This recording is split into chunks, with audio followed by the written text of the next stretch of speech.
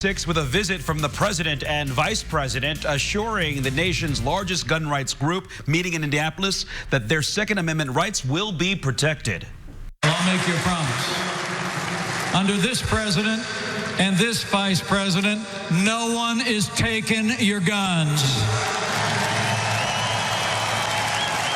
Under this president and this administration, the right to keep and bear arms shall not be infringed.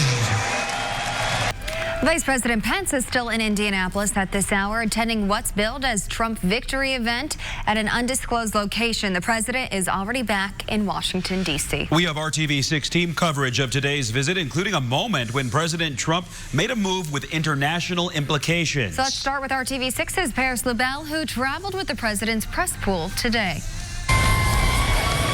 The president and vice president landing in Indianapolis, and their supporters lining up along the streets. And thousands more packed into Lucas Oil Stadium as they had a single message for gun advocates. Under this president and this administration, the right to keep and bear arms shall not be infringed. In front of thousands, the president rallied about less gun control and said this. We know that the only way to stop a bad guy with a gun is a good guy with a gun. The president invited several people on stage, including a mother who shot an intruder that came into her home.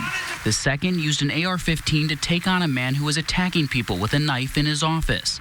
And the third was a survivor of the First Baptist Church attack in Texas in November of 2017. That I used my own AR-15 to confront a shooter that had dropped 15 30-round magazines in my church. If it were not for our Second Amendment rights and the right to carry an AR-15, the same style gun that he had,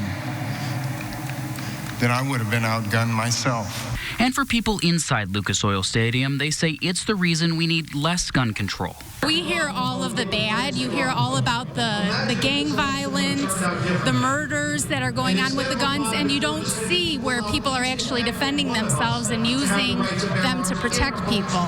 But on the flip side, advocates of stricter gun laws say the president's message misses the point on how these bad people get guns in the first place. We also need to focus a lot on the access to guns by people with mental illness, by young people, by people without background checks.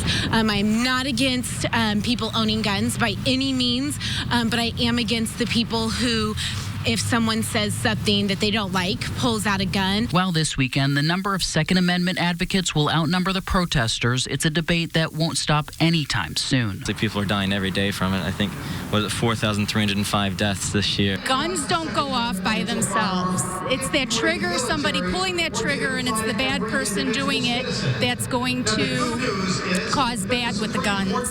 Now, that gun control debate is expected to continue, with some protesters expected to show up through the next couple of days. The NRA convention will call Indy its home through Sunday. In Indianapolis, Paris LaBelle, RTV6.